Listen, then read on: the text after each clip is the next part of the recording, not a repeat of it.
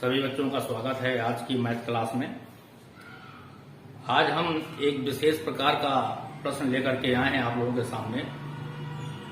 ये प्रश्न 2021 में पूछा गया है राष्ट्रीय आय एवं योग्यता आधारित परीक्षा में, छात्रवृत्ति की परीक्षा में। तो इसको हम समझ लेते हैं और इसका सभी लोग अभ्यास भी करेंगे, ऐसी हम आशा करते हैं। बहुत ही आसान प्रश्न है, देखने में जटिल लग रहा है लेकिन प्रश्न आसान है और मुश्किल से 5 सेकंड में यह प्रश्न हल होता है। मुश्किल से 5 सेकंड में यह प्रश्न हल होता है यदि आपका अच्छा और स्थिर अभ्यास है तो आइए शुरू करते हैं। यह प्रश्न है वर्गमूल संबंधित। इस रूप का प्रश्न आपको दिखेगा। अंडर रूट के अंदर 6 प्लस फिर रूट के अंदर 6 प्लस फिर रूट के अंदर 6 और ये इनफाइनाइट तक अर्थात अनंत तक, और कहा जाएगा कि इसका मान निकालो अर्थात इसको सरल करो। वास्तव में ये प्रश्न देखा जाए तो ये सीरीज से संबंधित है और इंटर में आता है। इंटर में जो सीरीज के प्रश्न हैं वहां पर हम पहला अंक छोड़ करके शेष को हम कुछ मान लेते हैं और सीरीज बनाते हैं और तब साथ में करते हैं, तब ये हल होता है। लेकिन हमें ऑप्शंस दिए हुए हैं नीचे और उसमें से ये देखना है कि इसका हल इन ऑप्शंस में कौन सा है। तो बहुत ही आसान है, आप ध्यान से देखेंगे। पहला 6 प्लस 6 रूट के अंदर हमने 6 के अंक को लिया और 6 के अंक को लेने के बाद में इसके ऐसे गुणनखंड किए जिनका अंतर 1 आता है। फिर से आप सुने कि इसका हमने ऐसा गुणनखंड किया जिसका अंतर 1 आता है। तो 6 के गुणनखंड है 3 और 2, 3 गुना 6। तो आप देख लें 3 गुना 6, 3 और 2 का अंतर 1 है, 1 अंतर है। अब बस यहां प्लस लगा है तो बड़ी संख्या ले लो और माइनस लगा होगा अगर यहां लगा है तो छोटी संख्या ले लो। तो इसका उत्तर हो जाएगा 3, अर्थात इसका आंसर 3 आया क्योंकि यहां पर प्लस लगा है। बहुत ही आसान है, 1 सेकेंड में हो गया। अब इसके बाद में दूसरा प्रश्न देखते हैं। दूसरा प्रश्न 6 माइनस लगा है, किसी में आ जाइए ना। 6 के ऐसे गुणनखंड किए जिनका अंतर 1 आवे तो 3 और 2, 3 गुना 6 होता है। इसका अंतर 1 आ गया है, क्योंकि माइनस लगा है इसलिए छोटी संख्या ले लेंगे, इसलिए इसका उत्तर 2 हो जाएगा। इसका उत्तर 2 हो जाएगा। अब आपके पास में यह समस्या आ सकती है कि कुछ संख्याएं ऐसी भी होंगी जिनका गुणनखंड करने पर भी अंतर 1 नहीं आएगा।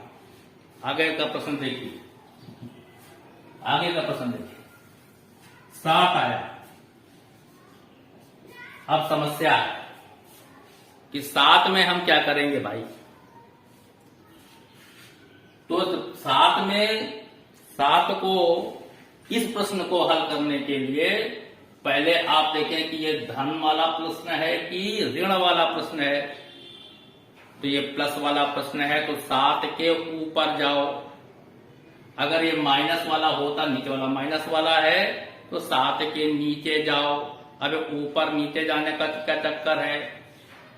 हम क्वेश्चन नंबर 3 ले रहे हैं। 7 के ऊपर वो संख्या खोजते हैं, 7 के ऊपर वह संख्या खोजते हैं जिसका गुणनखंड का अंतर 1 आ जाए। तो 7 के ऊपर 8 होती है संख्या, नहीं बना पाएंगे।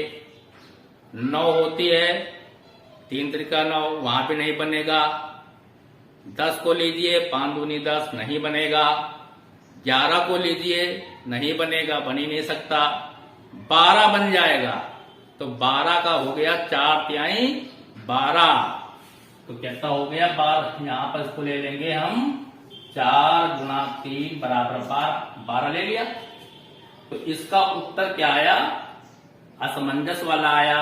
इसका उत्तर आएगा 3 व 4 के बीच, 3 व 4 के बीच, यही उत्तर हो गया 3 व 4 के बीच।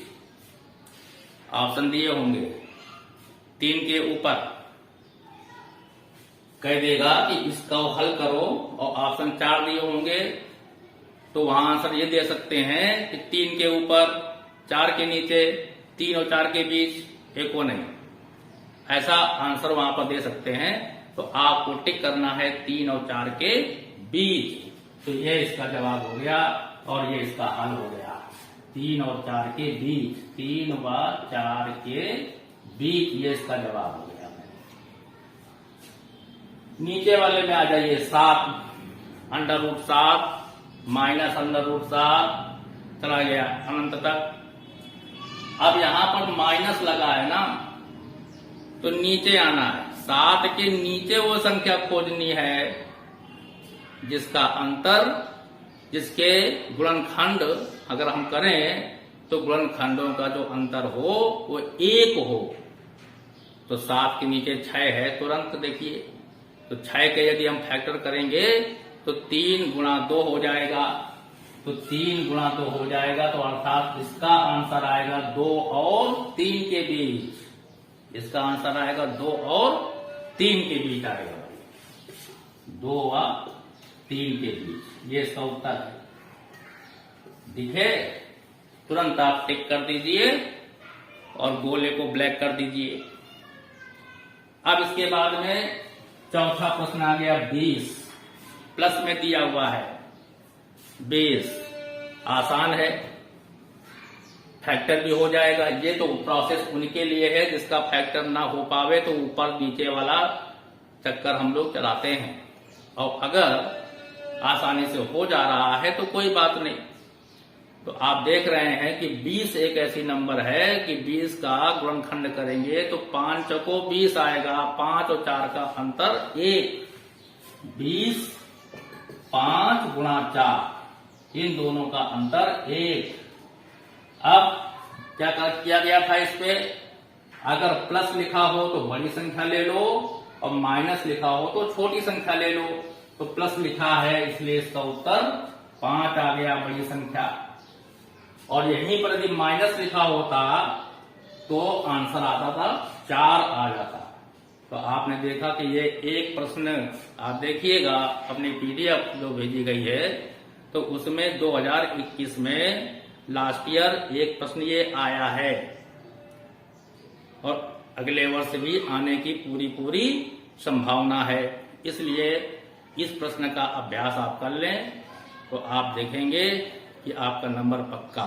बहुत ही आसान, अब तक का सबसे आसान प्रश्न यही है। देखने में तो बड़ा जटिल लग रहा है, रूट के अंदर रूट, रूट के अंदर रूट, लेकिन जब आप हल करेंगे, टिकी मेथड है, टिकी मेथड से जब हल करेंगे तो इस प्रकार से आ जाएगा।